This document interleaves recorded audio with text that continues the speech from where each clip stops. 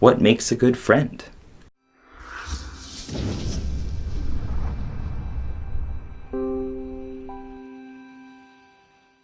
What's up, team? It's Sherman here from Geek Psychology. So this was asked in the Discord channel, and I had it in my list of things I kind of wanted to talk about for a video. So it's good. I'm glad I'm able to kind of bring it in within a timely fashion. I feel that there are kind of two main keys that make a good friend, make somebody that you want to have on your team, in your party. The first one is somebody who is supportive and caring, and the second one is someone who is challenging and encouraging. All right, so the first one, supportive and caring, and this is something that I need to tell myself a lot too, but and as well as the second thing, but supportive and caring. So supportive is doing things to help the other person, right? Like, in my opinion, it's taking actions to support the other person's growth. It's not doing things for people. And this is something that's really hard for me as a teacher and as a father, to not always do things for those younger ones and for other people I coach and stuff like that too. Giving just enough that you can support them. It's like they're bench pressing. Okay, and you're just kind of guiding them just a little bit to let them do it as much as they can on their own.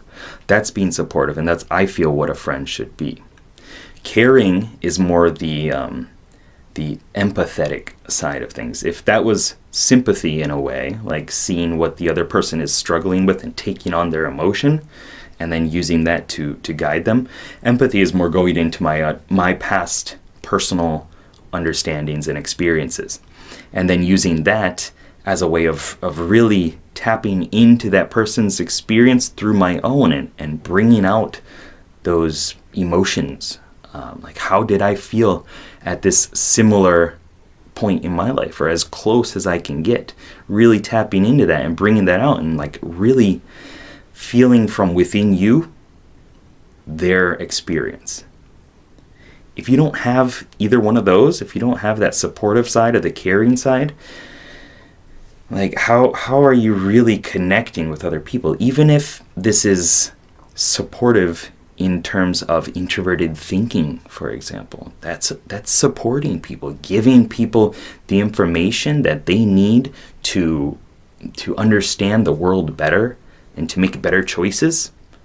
That's still support. That's a supportive thing. So this doesn't have to be all about feelings or anything like that, okay? It's doing things and tapping into your own personal world, your model, your framework of understanding the world, and using that to guide and help other people, externally and internally. Supportive, caring, okay? The next one here is being challenging and empowering. Challenging somebody is like realizing that they've been through this whole lineage of people, like all of these different generations within that person's timeline have lived and had children and then obviously passed away, right? And again and again and again, they've made it through all of these different generations, right? And this person is here living as the highest form of evolution, you might say, as a human being. And they have all these tools, all these resources, these cognitive processes, the ability to cope and the ability to take charge and impact the world, right? They have all of these skills, but they might not have had the support or the caring or the knowledge, right? Or a good upbringing in some way. And challenging them with that idea in mind is amazing. Like, you have all the tools within you. You have all the gear. You just got to find it and pick it up. It's like you have this massive bag of holding that has everything inside. You just got to find it. You got to bring it out, and you got to hone it, you got to sharpen it, and then you can use it. You might need to piece some things together, but you're going to be fine if you know that, right? And if you are challenged properly, if you're somewhat forcefully guided onto these things and not let it just slide, right? Like, I know for me, when I'm doing stuff like, okay, we'll go into a personal story. I live in Japan, I lived in Korea. I speak Japanese. I don't speak Korean. Sure, I only lived there for a year, but I should have learned a lot more. My go-to reason for that, one of them anyway, is that in Japan, I was held accountable. I was challenged. I had work that I had to speak Japanese in. I was taking intensive classes that I got tested on, right? In Korea, I didn't need that. I didn't have anybody to challenge me. I actually had people that didn't challenge me and said, don't learn Korean.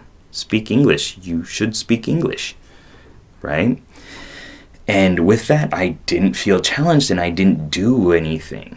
I didn't, push myself to reach that next level. Okay, so that's a little analogy that you can take on and transplant onto your life as well. And the last one is empowering. I feel that this is pretty much the same thing as challenging, but it's more like I'm going to lift you up, right? I'm not going to show you that you can do more, but I'm going to put you in the spotlight. I'm going to shine that spotlight on you and put a little pressure so that you can grow into that. It's zapping people with electricity and getting them fired up, getting them encouraged to do it.